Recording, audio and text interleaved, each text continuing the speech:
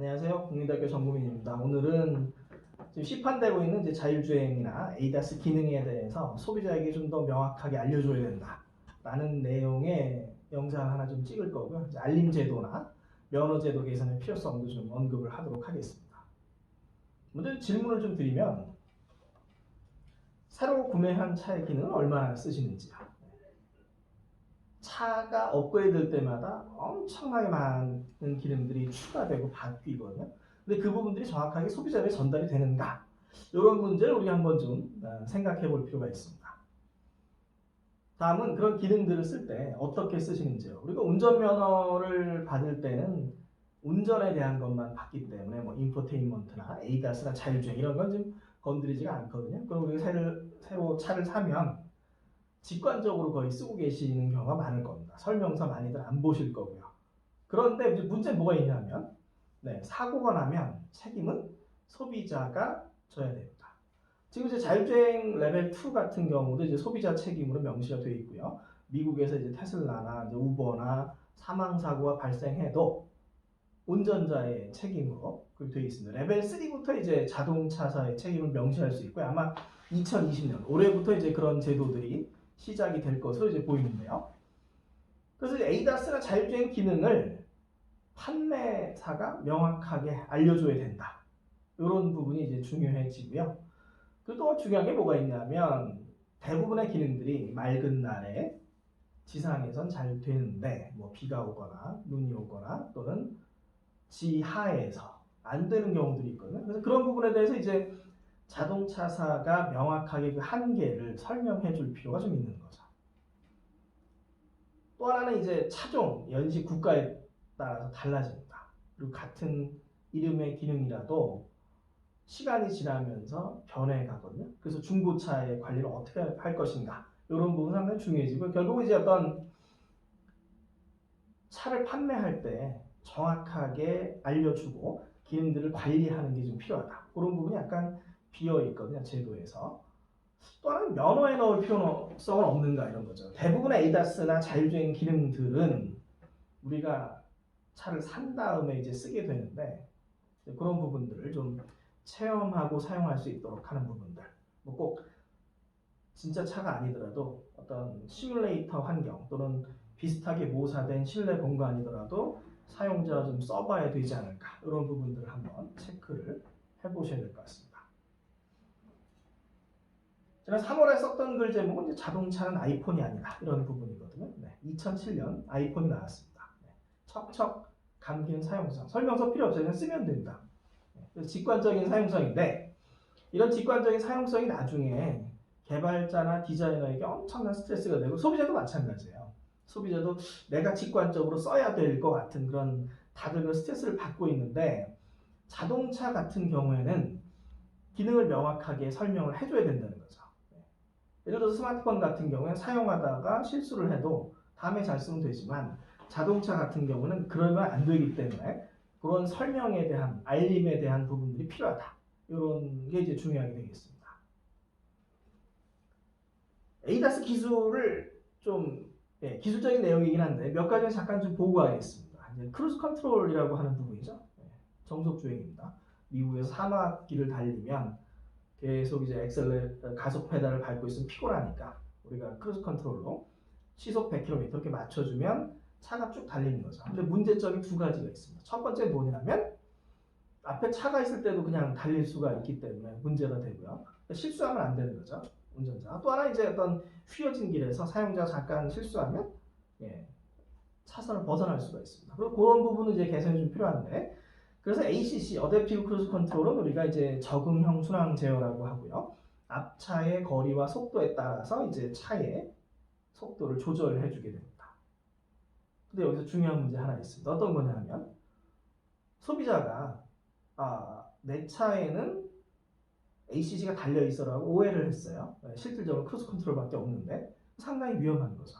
그런 부분이 있고요. 그 다음에 이제 차선 같은 경우 LDWS 같은 경우에 이제 차선을 벗어났을 때 경고를 주는 시스템이고요. 엘카스 같은 경우는 차가 이제 개입을 합니다. 그래서 차선을 벗어나면 차선 안으로 바꿔줘 이런 시스템입니다. 그래서 대략적으로 ACC하고 엘카스를 합치면 한 차선을 거의 자율주행 할 수 있어요. 앞에 차가 있어도 뭐 좀 서고 막 이러기 때문에. 예, 근데 나중에 이제 엘카스 다음에 LFA라는 게 좀 나오거든요. 레인 팔로잉 어시스트에서 차선의 가운데를 달리는 기능이죠. 정확하게는 이제 ACS하고 LFA의 조합이 이제 한 차선 자율주행 뭐 이렇게 되긴 하는데, 그리고 두 가지 기능을 합쳐서 지금 고속도로 자율주행 기능을 HDA라고 하고요.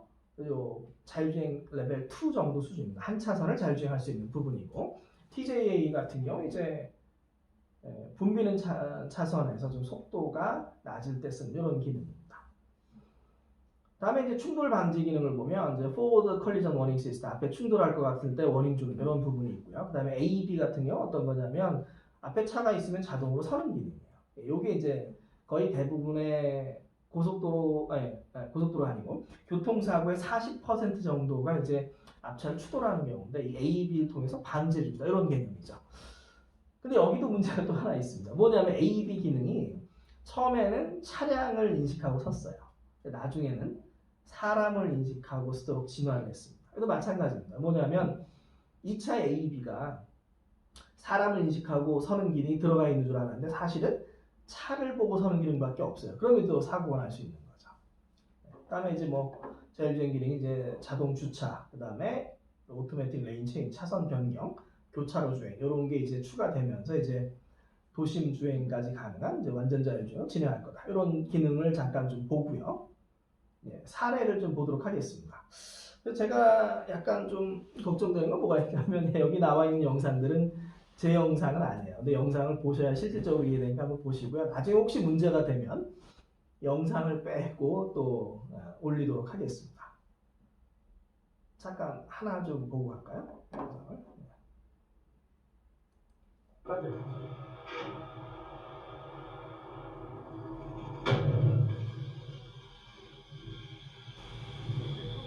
So, ladies and gentlemen, we've had some kind of 네, 어떻게 보셨나요? 이건 볼보가 기자단 앞에서 시연하는 부분이었거든요. 네, 서야 되는데 안 섰습니다. 그 다음 부분 보겠습니다. 역시 이제 볼보입니다. 볼보 차량 나오죠? Cuidado. Sigue aquí, mi amor.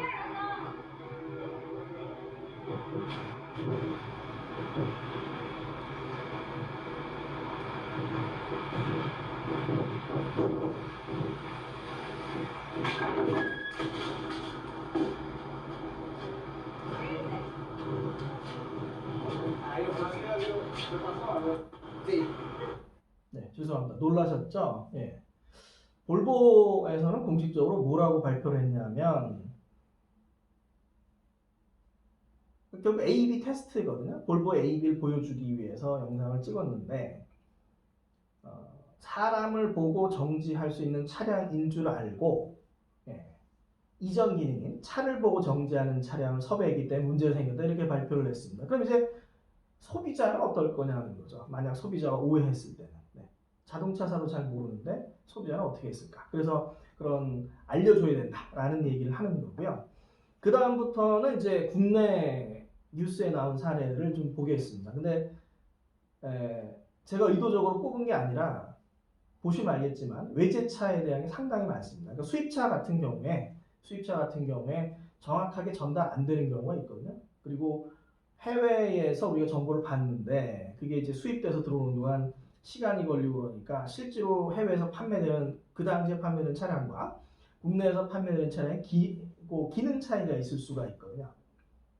잠깐 보겠습니다. 그래서 특히 또 벤츠 사고가 되게 많아요. 근데 벤츠가 아무래도 이제 자동차 최고의 기술을 가지고 있다 이런 부분은 인정을 누구나 다 하는 부분이 있기 때문에 그런데, 근데 이제 ADAS나 자율주행에 보면 뭐가 있냐면 고속도로 부분 자율주행 레벨 2가 상용화된 게 2015년이거든요. 그때 이제 테슬라, 현대, 닛산 같은 업체들이 상용화를 하는데 벤츠가 자율주행 기능, 고속도로 자율주행 기능을 상용한 건 2017년입니다. 한 2년 정도 늦었거든요. 그래서 ADAS나 자율주행으로 왔을 때 벤츠가 최고가 아니에요. 결코 이제 오해하시면 안 됩니다. 그래서 2016년 5월은 어떤 거냐면 벤츠가 기자단 앞에서, 국내 기자단 앞에서 자율주행 기능을 시연을 했는데 그대로 들이받았습니다. 조선일보 출처가 하나 있었고요. 다음에 이제 2017년 5월하고 2018년 12월에 이제 벤츠 사고를 잠깐 좀 보겠습니다.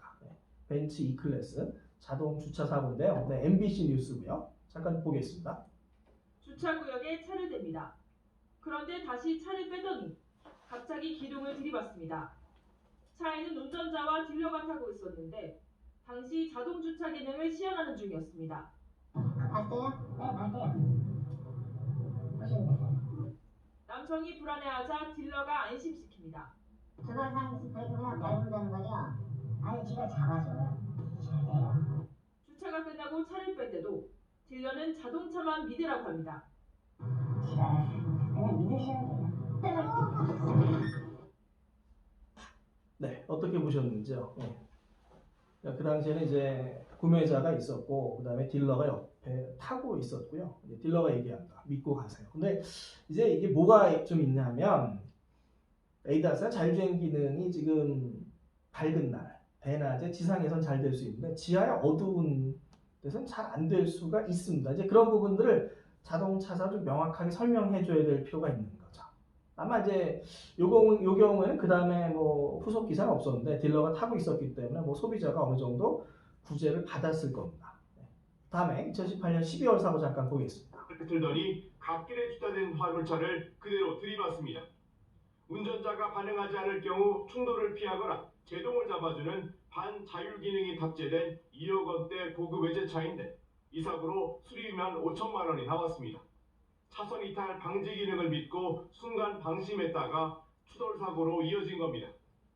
반자율주행이라는 기능을 편리하게 사용을 하다가 이제 너무 과신한 나머지 이제 차선을 인식 못하는 부분이 있었던 것 같습니다. 네, 그래서 이 부분은 야간이죠. 그러니까 낮에는 잘 됐는데 야간에 좀 안 될 수가 있거든요. 그런 어떤 그런 어렵긴 하지만 판매사나 자동차사 쪽에서 기능에 대한 명확한 설명을 좀 해주는 게 필요하지 않을까라는 얘기가 됩니다. 네, 이제 사고 잠깐 좀 보겠습니다. 최근에 좀 있었던 사고인데 좀 불행한 사고인데 잠깐 좀 보고 가겠습니다. 앞에 장애물이 있다는 전방 센서는 작동했지만 차량은 서 있는 버스를 그대로 들이받았습니다. 네, 참 안타까운 사고인데요. 이제 정확하게 어떤 상황인지는 보도는 안 됐지만 대략적으로 보면은 이제 운전자는 이 반자율 ADAS 기능이 앞에 차가 있으면 설 거라고 생각했기 때문에 조작을 안 했던 건데 실제로 이 차에서 달려 있던 거는 크루즈 컨트롤이 아니었을까 싶은 거죠. 그러니까 정속 주행밖에 안 하는데 앞차를 보고서 속도 조절을 안 했기 때문에 사고가 났다. 네. 그런 부분이 있었고요. 네, 이것도 벤츠 사고인데요. 그러니까 벤츠에 대해, 그러니까 특히 이제 수입차의 경우에 이제 그 기능에 대한 이해 부분이 조금 문제가 생기는 것 같고요. 그리고 특히 이제 어떤 수입차의 경우에 잘 돼 있을 거다 이러는 그런 이제 인식이 좀 있는 것 같습니다. 근데 또 하나의 문제는 뭐가 있냐면 최근 이제 테슬라에도 가끔 이제 나오는 부분인데 국내 도로에서 충분히 테스트가 되지 않으면 발생할 수 있는 문제들도 조금씩 있어요. 그런 부분도 한번 좀 봐야 될 것 같습니다. 조금 다른 얘기인데요. 작년 12월에 이제 포드는 이제 뭐 때문에 문제가 됐냐면 해외에서 판매되는 차량에는 기능이 들어가 있는데 국내 수입차에는 그 기능이 들어가 있지 않았던 거죠. 이제 후진 제동 보조, 리버스 브레이크 어시스트 그 기능을 보고서 샀던 사용자가 그게 안 되는 겁니다. 그래서 이제 항의해서 문제가 됐었던 이런 부분들이 있습니다. 그래서 전반적으로 보면은 결국 기능에 대해서 소비자에게 명확하게 좀 설명이 필요하다. 이런 얘기를 한번 우리가 좀 봐주시면 좋겠습니다.